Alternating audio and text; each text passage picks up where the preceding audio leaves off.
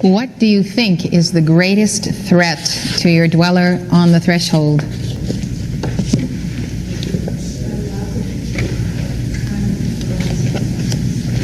Shout it out. I'll tell you when I hear it.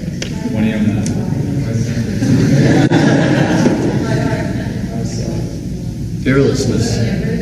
The word.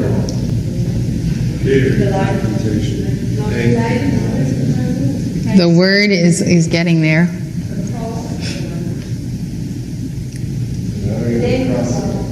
What? Challenge. What's the greatest threat to the dweller on the threshold in you now?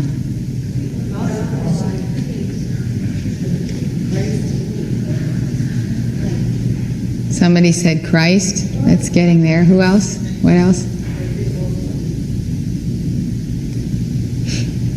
Are you all through? Or are you going to offer me some more answers? You don't have it yet.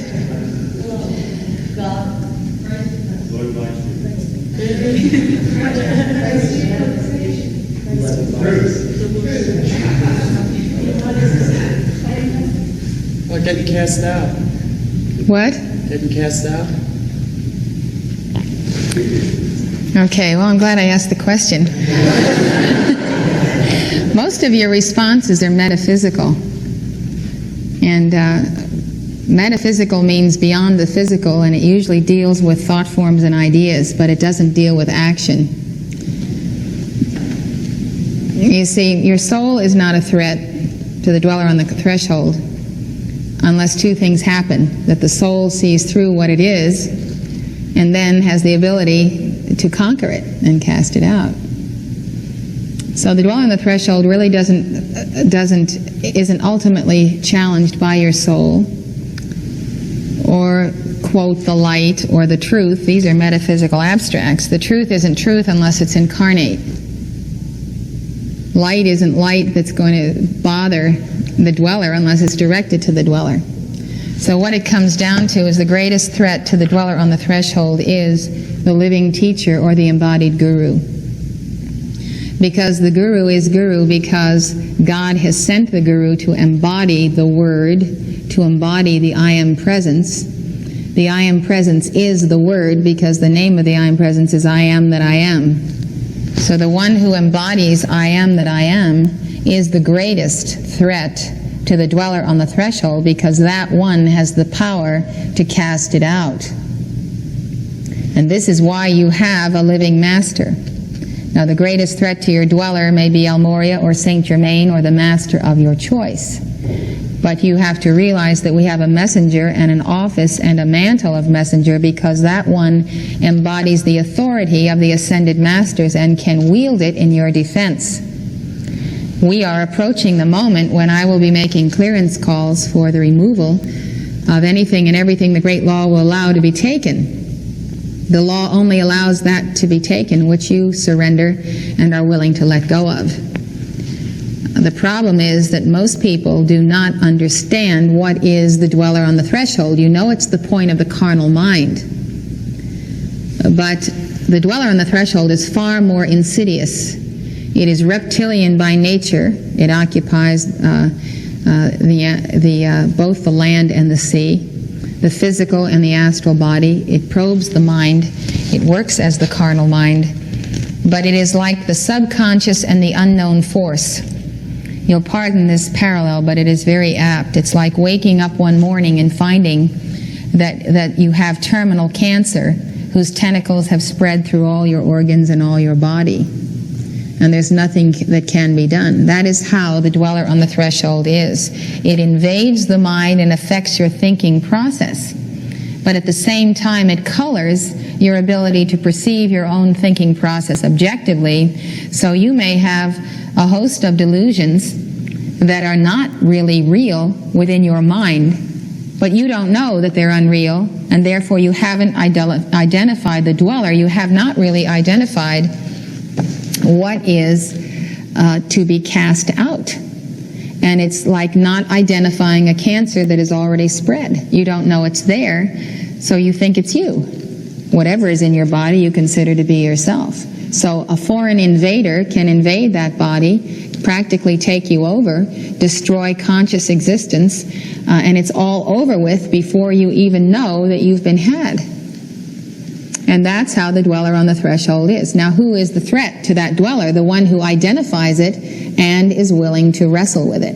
Morya is willing to wrestle with your dweller, but he is barred from entering this octave by cosmic law unless you ask him to enter and compel him and direct him specifically into the condition of consciousness of the dweller.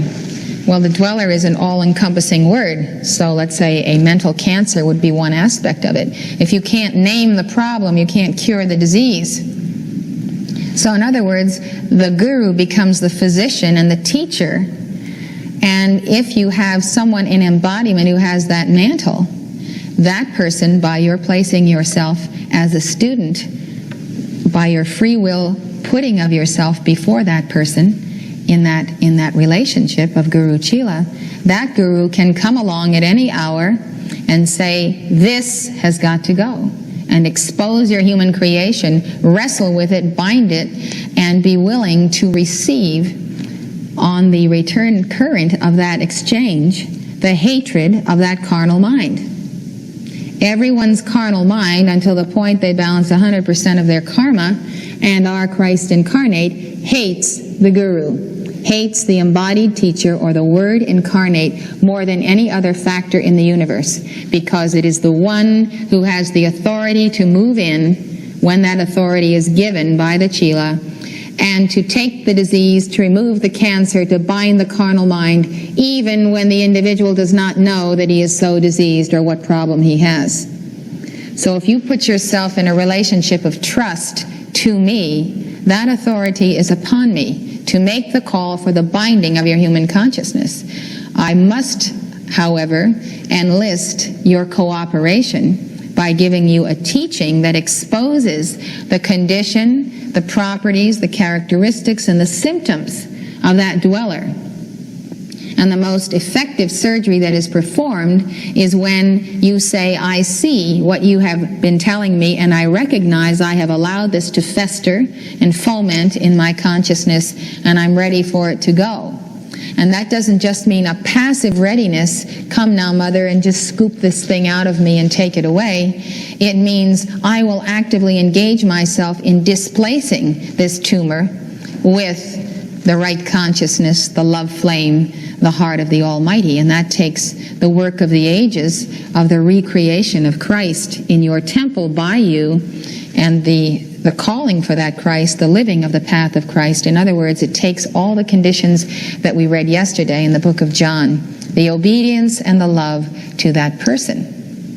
So I am not soliciting chilas by way of saying this. I have many, many more chilas than I can even deal with on the face of the earth in a manner that I consider personal and actively engaged with. And I have never had any desires to either expand my movement or expand the circle of disciples.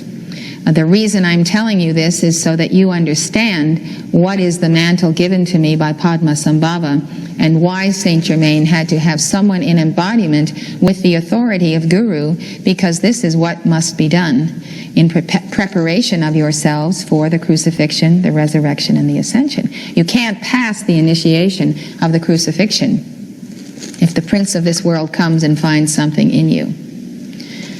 So the interaction and interchange with the one person who is likely to perceive, expose, bind, and cast out that dweller, and has the authority from God to do so, that is the one that the dweller fears most and is threatened by most. Therefore, that one, that untransmuted portion of oneself, when one approaches the path of discipleship, contains all the doubts, all the fears, all the problems, and especially the hatred. And what it is, it's the hatred of the parts of God. God the Father is hated by the dweller, God the Son, God the Holy Spirit, and God the Mother. Whichever one of those persons of the Godhood I might be representing at the moment of the casting out and the challenging of it, that is where its venom is placed. Now, as we have said before, to a certain extent in your life, you are Guru with a lower letter G. In other words, you are teacher and you have the authority to be the teacher of someone, even if it's just your own children or somebody that's beneath you professionally. So there is inevitably going to be in your life a situation where you either have greater preparation or seniority or experience, and you find in your care someone that you must be responsible for, give direction to, and even correct.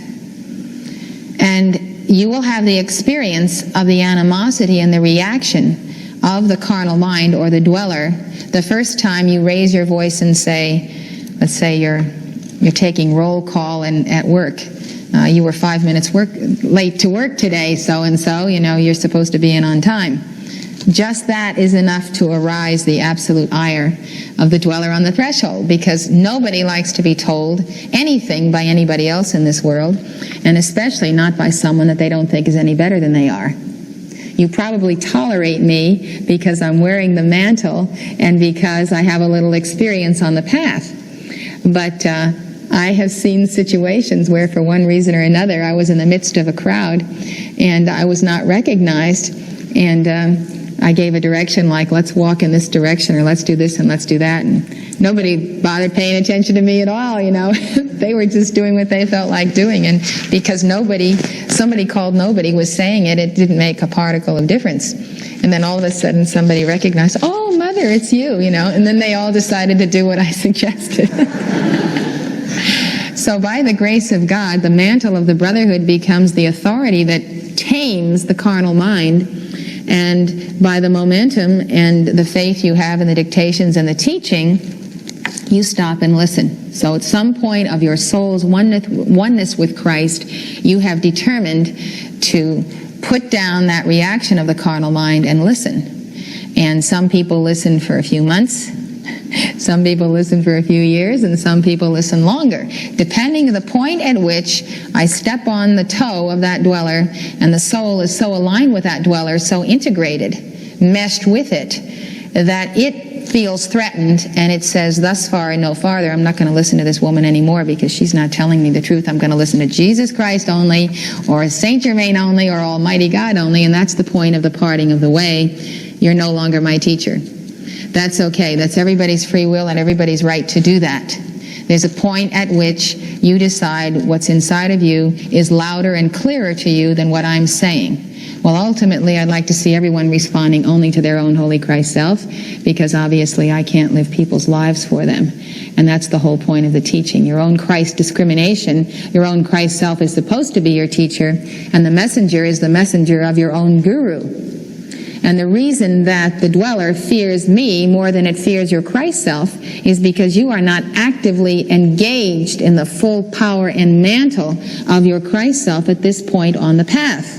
You're about to become a Christed one, vested with a full authority and godhood of Jesus, but you're not quite there, and you're not quite there because the dweller isn't slain. So in the process of becoming, you are at a very vulnerable point.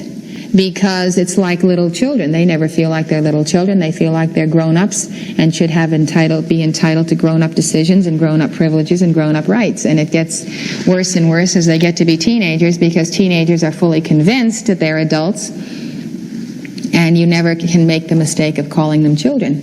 And so in that frame of mind, as we all remember what it's like to be 14 and 15, we're sure we know everything there is to know, and we're totally competent to make our decisions. And so sometimes we make some mistakes in those years, and we learn by our mistakes. And that's one way of graduating from Earth's schoolroom. But a better way is to listen to somebody who knows the path ahead, warns of its pitfalls, gives you a map and says this is the way to go, and you go that way out of love and obedience, and you accelerate the cycles of attainment. It's very clear in my life that I could have said to El Morya, I'm going to learn this for myself, or I could say, I don't know what he's talking about and I don't understand it, but I know he's right, and I'll do it, and I'll find out why later. And I think that's why I'm sitting here today, because of my great love for El Morya and Mark. And there's bound to be a moment in your life when what the Guru tells you is absolutely opposite what you think is correct. And that moment of trust, you have to weigh it, you have to decide it. I'm not telling you what to do. You need to make those decisions when they come upon you. But the reason that your dweller does not fear your Christ self is because your Christ self cannot act against it unless you give it leave. And if that dweller is still in the process of fooling you as to its identity, and you can't see it because you are blinded by its very action in your life, then the only hope you have is for someone to rescue. I am very, very happy when someone helps me solve a problem that I can't see my way through. When somebody delivers me from a very gnarled burden of administration or business or financial matters or decisions, 1,001 decisions I have to make. And if I can trust someone to assist me with that I know I can trust, either in embodiment or the masters, I'm always delighted to have a savior or a deliverer from areas where I feel I lack expertise. And so it's a question of deciding whether or not one knows a doctor and one can say to that doctor, there's something wrong with me, I don't know what it is, please diagnose it and tell me what to do. Because we have faith in him as a doctor, and we don't know. We let him operate, we let him treat us, we let him give us medicine, and he says this is what you should have. And it's a confidence you put in someone because they have a background of professional expertise in a situation. And there's one thing I know about the presence of God that is with me, and that is that I know absolutely the business of training chelas. And I know the carnal mind, and I know what that dweller is, and I will always be learning about God and anti-God, but at this point, I have a lot to offer and a lot to give by way of momentum in this field. Obviously, I'm not infallible in the human sense, but God is infallible. Obviously, in the human, I could make a mistake, but God doesn't make mistakes. So the point of trust comes down to, I suppose, percentages of reliability. Nobody thinks a doctor he goes to is infallible either. No one thinks absolutely this doctor will never make a mistake and I'll put my life in his hands. But by a certain momentum of trust, we say, well, he knows better than what I know, and I need a professional and I can't do it myself.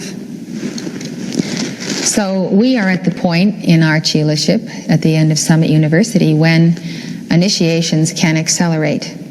They can and do come with tremendous impact and power.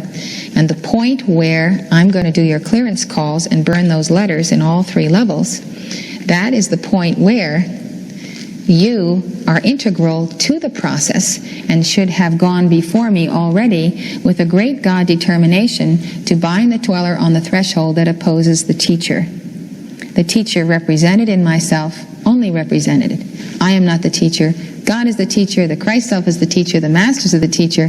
I hold the repository of that teacher's vibration and the authority or the mantle for you and for those who desire it. The real and ultimate teacher is your Christ self. So I'm here to shorten the distance between your soul and your Christ self and to assist you in that oneness. I know by long experience and because God has taught me what stands between you and that union. All of Summit University is designed to give you that perspective, that objectivity, that insight to look at those things within oneself that perhaps formerly were overlooked, suppressed, or very subjective and very much clouded over. So the teaching that I want to bring to you, which El Morya gave me recently for the staff and for those who want to accelerate, is that each one, if he really wants to make progress, should cast out the dweller on the threshold of the hatred of the guru, or the hatred of the mother. And then you can list all your gurus. You can list Sanakumara, Gautama Buddha, Jesus, and Kafumi, Maitreya, El Morya, Lanello, especially your Christ self, especially the mind of God. I would say that's the most prominent and activating force deterring you. It's not just the dweller. It's the category of dweller that is the hatred of the liberator, the hatred of the one who comes to deliver us from our self-imposed darkness. And the further teaching that Morya gave me on this is that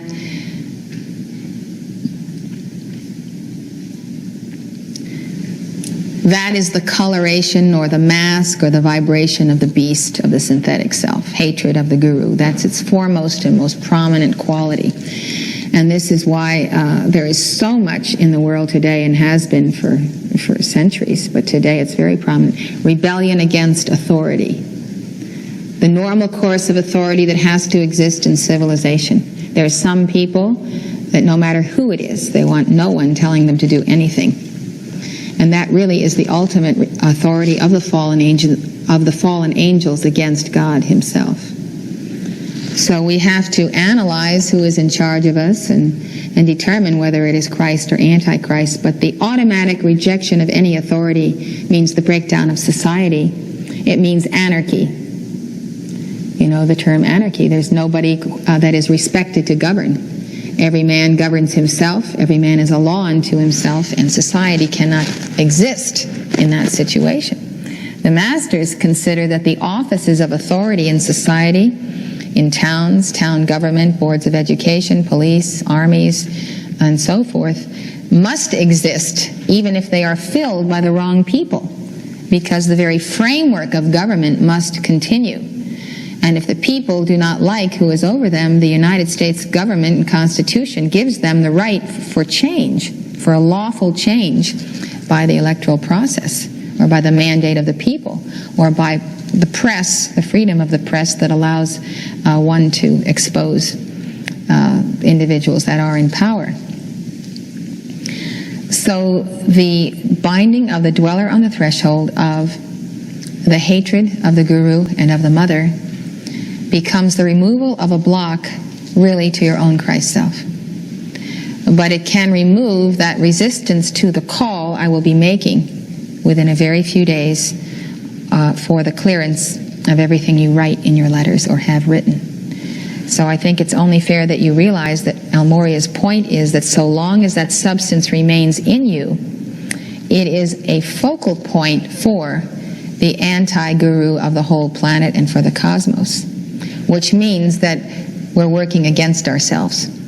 Well, if we have to wait till our karma is balanced in order to be rid of the hatred of the guru, what are we going to do for the next 100 or several hundred years? Morya says is a very simple solution. What you realize is that every 24 hours you give this call 3 times for the binding anti-guru, the anti-Holy Christ Self, the anti-Mother. You can name the anti-Elizabeth Clare Prophet, the anti-Mark L. Prophet, the anti-Morya. Name anything you want to name. And he says if you will do that once in 24 hours, he will bind and cap that dweller for that 24-hour period, and it will be as though it doesn't exist, and it will not be able to become a focal point for the Antichrist of the planet to anchor through you and to do those things which you would rather not do and rather not find yourself be the instrument of. Now that's a tremendous dispensation, and that shows the sponsorship of El Morya as the guru. El Morya is doing that very thing for you by his attainment and authority of his love of the guru, the universal presence of God as guru, and his love of you and respect of your office of Chela.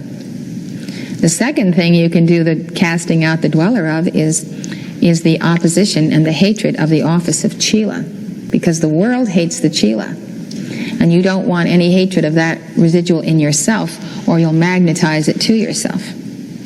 Now this is a great law of attraction, and it works in every which way. If you attract to yourself accidents or sicknesses or diseases or whatever you see coming to you and getting into your world from the outside, you have to look inside yourself, because that's the guru showing you by experience what's left and residual of the dweller. So if you are prone to this or that, you must look for the vulnerability in yourself. You must say to yourself, I must have a negative anchor point of this positive energy that's aggressively directed at me, and you cast out that aspect in your own dweller and in the planetary dweller and the momentums of that planetary dweller that continually seem to hit you in this weak spot. And that way you will be tackling the most serious problems of the dweller on the threshold right up front on a daily basis. So this removal of and sealing of that portion of the dweller that hates the teacher is like the law of forgiveness. When we call upon the law of forgiveness for a certain action we have taken, and when we have not really balanced the karma of that action, if God decides to forgive us, He takes this bundle of karma and He sets it aside and He puts it on His cosmic shelf. And He says, okay, I'm going to seal that in the violet flame. I'm going to cap it. And you're going to go off free from the weight of this. And free from it, you are expected to pursue the path of discipleship and attainment. And when you have enough light and enough attainment blazing in your aura, I'm going to take this off the shelf and put it back in your aura. And at that moment when I do this, it will become your own initiation to overcome and get past that substance. And at that moment, you will be required to forgive others as you forgive yourself, and to forgive yourself as you forgive others. Because that karma that comes back to you off the shelf in your aura may be your condemnation of someone else's sin. And it may be combined with the record of your having committed the identical sin in the past. And you will be tested on the formula of forgiveness. Forgive us our debts as we forgive our debtors. And in the exact manner that you treat that substance when it comes back to you, and you have the authority of Christ in you now and the teachings of the Masters to challenge it, so will it be meted unto you in terms of your own record. And this is one of the tests that people do not pass along the way of Christhood. They lack the forgiving heart. They do not forgive one another, they do not forgive themselves, and they will never forgive me of any transgression, known or unknown, that may come upon them. And so their absence of forgiveness of any part of life means that that burden of karma that got set aside while they could learn the teachings is back upon them. And they will have to have the full momentum of their own being to transmute it. And if they haven't forgiven it in anyone else, no amount of violet flame that they invoke will dissolve that record, because that record must be dissolved on the basis of their forgiveness of others. That's the requirement of the law. Not that they be thrown into boiling oil or be thrown to the lion's den or go through some kind of calamity. The law requires, forgive and you shall be forgiven. So love becomes the fulfilling of the law. So if we are on the path of chelaship, we learn the law, we find out all these wonderful things about God, we must take care that we do not come to the place where our spiritual pride in our newfound knowledge and attainment, all the light we now have in our chakras, makes us look down upon lesser creatures and become, instead of more loving and more forgiving, actually more brittle and less tolerant. The point of forgiveness on the path is necessary. And you make a distinction between the act of forgiveness and the tolerance of sin or evil. You do not tolerate evil or sin. You challenge it, you go to the heart of it, and you realize that that very sin itself has become the dweller on the threshold, the beast, the cancer that has taken over someone's body. You don't condemn the smoker, you bind the smoking entity. You don't condemn the marijuana addict, you bind the marijuana entity.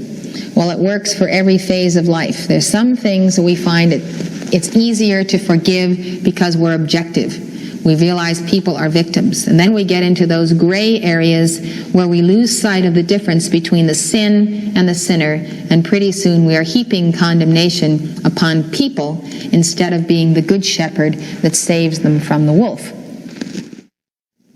So if you do not forgive life impersonally and personally, forgiveness will be withheld from you day by day in the final judgment, and specifically in the call that I'm going to make for your clearance. So I draw these two things to your attention so that you will have time for sobering thoughts about your own psychology and whether or not you are putting up a resistance to Maitreya, who will come for this clearance. I would like you to realize that forgiveness itself the active flame of forgiveness is an impersonal fire, a violet flame of intense love that you hold in your heart toward life. When I invoke daily the flame of forgiveness, I do not qualify it for certain people, nor do I withhold it from certain ones that I think are unworthy. I just am forgiveness. I walk around as forgiveness. I have a forgiving attitude. It's a beatitude. I leave to the mighty I Am Presence and Christ, the Lord, to direct that forgiveness where it is due, just as I leave to them the direction of this dweller call. So I think that if you ever entertain any confusion, for instance, how can I forgive Hitler? Well, you don't forgive Hitler. You direct forgiveness into the entire situation, and it seals you from his energy being upon you. You don't tolerate or condone his actions. You don't approve of the tyrants. You don't approve of Andropov. You don't approve of the KGB and their murders or those unfair things that are done by our government to our own people. But the vibration of condemnation does not live in your breast, nor does hatred. You have the maximum momentum of love and freedom. You make the call. The white fire of God goes into it. You discriminate, you know right from wrong, you say this is not right, this is not just, I demand the judgment, and the judgment is a fire that will consume the evil work, and ultimately we know the law, it consumes the evildoer if he does not repent of his sin. But when, where, and how is the Lord's business. So the real disciple of the Almighty does not harbor hatred. He harbors the ruby ray. And that's what David spoke of in the psalm when he said, I have hated thee with a perfect hatred. It's the most amazing statement of David. He understood the ruby ray. He understood that that hatred was an all-consuming fire of the very vibration itself of the enemy that would not allow it to manifest in his life and that would challenge it when it did evil. I think that this particular consciousness is the one that ought to separate the Chelas of the Great White Brotherhood from every other religion.